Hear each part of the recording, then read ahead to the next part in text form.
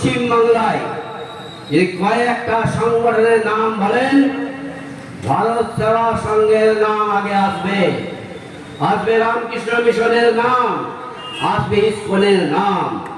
আর এই তিনটা নামকে আঘাত করে হিন্দুদের ভয়ঙ্কর আঘাত হেরেছেন যিনি, আমার তরফ থেকে ধিক্কার। কে ভারত সেবা সংঘ? যেখানে প্রণবানন্দজি যে সংগঠনটার জন্ম দিয়েছেন, কে প্রণবানন্দজি? যাকে আমরা পূজা করি, দেবতার আসনে বসিয়ে রেখেছি। বিপ্লবীরা যেখান থেকে প্রেরণা পেতেন, যিনি বলতেন সবাইকে হিন্দু হিন্দু বলতে শিখাবো, সেই প্রণবানন্দজি তার ছোট ছোট জীবনী যদি পড়েন, হিন্দুর মধ্যে হিন্দুত্ব আসবে, সাহস জমে যাবে তার ছোট ছোট গল্পের মাধ্যমে। সোজাসুজি ভারত সেবা সংঘকে আপনি আক্রমণ করলেন। ভারত সেবা সংঘের যে সন্ন্যাসীরা নাম নিয়েছেন, কার্তিক মহারাজ, আমি ব্যক্তিগতভাবে ওনাকে চিনি। আমি দীর্ঘদিন সুন্দরবনে কাজ করতাম। তার ভাষণ, তার চিন্তা, তার সেবা, তার ত্যাগ, কাছাকাছিও যেতে পারবেন না যিনি, কাছাকাছিও যেতে পারবেন না।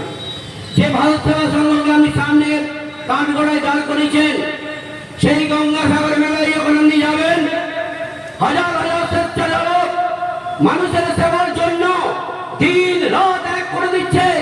যদি দেখতে পান তাদের সেবার কথা, দেখেছেন টিভির পর্দার আড়ালে তারা কেমন সেবা কাজ করে। মিলন মন্দিরে নিত্য আরতি হয়, আরতির পরে ধর্ম চর্চা হয়, মানুষ তৈরির জন্য তারা নিত্য বলেন, বলতে বলতে মানুষ তৈরি হয়। সেই মানুষ তৈরির জায়গায় আমি আঘাত দিলেন, হিন্দু হিন্দুত্বকে আঘাত দিলেন। দিদি বলতে কষ্ট লাগছে। আপনি যে রামকৃষ্ণ মিশনের কথা বললেন, আমরা আসানসোল শিল্পাঞ্চলের হিন্দু সংগঠন করি। আপনি আসানসোল রামকৃষ্ণ মিশনের নাম ধরে বললেন, আসানসোল রামকৃষ্ণ মিশন নাকি রাজনৈতিক আগ্রা।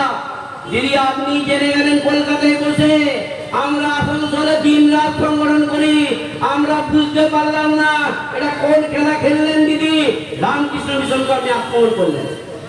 স্বামী বিবেকানন্দের ছোট্ট জীবনী যদি আপনারা শুনেন, একবার সন্ন্যাসীদের চলার পথের বাধা, কোন রোজগার নয়, সন্ন্যাসীদের বাড়ি ফিরে যাওয়ার জন্য উনি আহ্বান করছেন। সেই সন্ন্যাসীরা বলল না, আমরা বাড়ি যাবো না, কষ্ট করে থাকবো। সেই স্বামী বিবেকানন্দ তার গুরু ভাইকে নিয়ে সংগঠনকে তৈরি করতে করতে বেলুড় মঠ তৈরি করেছে। সেই বেলুড় মঠের নির্দেশে রামকৃষ্ণ মিশনটা চলে। সোজাসুজি যেহেতু বেলুড় মঠে বলতে পারতেন দিদি, কি দরকার ছিল প্রেস মিডিয়ার কাছে এনে রামকৃষ্ণ মিশনকে বলির পাঠ গড়ায় দাঁড় করে দিলেন। দিদি স্বামী বিবেকানন্দের ভূমি, এইটা ত্যাগ ভূমি, এটা মুক্ত ভূমি। স্বামী বিবেকানন্দ বলেছেন, ভারতবর্ষে না, ভারতের বাইরেও যদি কোন একটা হিন্দুর উপর অত্যাচার হয়, যদি আপনার মধ্যে কম্পন হয়, তবেই আপনি হিন্দু মতবাচ্য, নতুবা না না না দিদি, কেউ হিন্দু না। স্বামী বিবেকানন্দের কথা যদি মানেন তাহলে বিশ্বাস করুন, স্বামী বিবেকানন্দ বলেছেন। সেই ভূমিতে দাঁড়িয়ে সোজাসুজি রামকৃষ্ণ মিশনকে আপনি আক্রমণ করলেন। আক্রমণ করলেন ইসকনকে। ইসকনকে 700 একর জমি দিয়েছেন, আপনার পৈতৃক সম্পত্তি থেকে দিয়েছেন তো দিদি। আমার প্রশ্ন, আপনি যদি আপনার পৈতৃক সম্পত্তি থেকে দেন, কোনো কথা নাই, সরকারের পদাধিকারী হয়ে সব ধর্ম সংস্থানের উপরে সোজাসুজি একই দৃষ্টিপাত রাখুন। তাহলে ইসকনের জমি দিয়ে আগে বড় করে টিভি চ্যানেলে আনার কোনো প্রয়োজন ছিল না, তাদের হেয় করার কোনো দায়িত্ব আপনার নাই, এমন কোন জায়গায় আমি বসে নাই। দাদা বলতে বলতে বলছিলেন, একদম পরিষ্কার কথা বলি, ভারতবর্ষ ধর্ম মেরুদণ্ড, ধর্ম ছাড়া রাজনীতি হতে পারে না, এইটাই ভারতবর্ষ। আপনি যেখানে আক্রমণ করছেন, সোজাসুজি হিন্দু ধর্মকে আক্রমণ করছেন। আক্রমণের কারণ কি? যদি আমি আমার অঙ্গ করে বুঝাই বন্ধু, পরিষ্কার ছবিটা পাবেন। সপ্তম দফা যে নির্বাচন হবে, সেই নির্বাচনে যে সব জায়গায় ভোটের প্রার্থীরা আছে, সেখানে হিন্দু সংখ্যা কম আছে। নেট ঘেটে দেখে নিন বন্ধু, কোথাও 30%, কোথাও 42%, কোথাও 50% ভোট আছে। আমি জানি সেই ভোটের বক্তব্য ঠিক রাখার জন্য আজ হিন্দু সন্ন্যাসীদের, হিন্দু সংগঠনগুলোকে বলির কাঠ গঠায় দাঁড় করে দিলেন দিদি। শুধু ভোটের চক্রান্তে আমরা বলি হয়ে গেলাম, শুধু বলি বললেন কাদের? হিন্দুদের। আমি জানি আপনি রাজনীতি করতে জানেন, পশ্চিমবাংলার রাজনীতিটা আপনি হাতের মুঠার মধ্যে জানেন বলে আমরা যারা ধর্ম নিয়ে থাকি, আমরা যারা সংগঠন নিয়ে থাকি, আমরা যারা ধর্মের নামে সেবা কাজ করি, তাদের মনের কষ্টটা বুঝতে পারলেন নাই দিদি। আমি যদি বলি সত্যি আপনি 30, 40, 45% ভোটকে এক জায়গায় আনার কথা ভাবছেন। যদি আমি বলি এই হিন্দু সমাজ যদি এক জায়গায় এসে যায়, যদি ভোটই আপনার সর্বস্ব হয়, হিন্দু সমাজের ভোট যদি এক জায়গায় পড়ে, তাহলে তো আপনি এই বিষয় বলতে পারবেন দিদি? বলতে পারবেন না।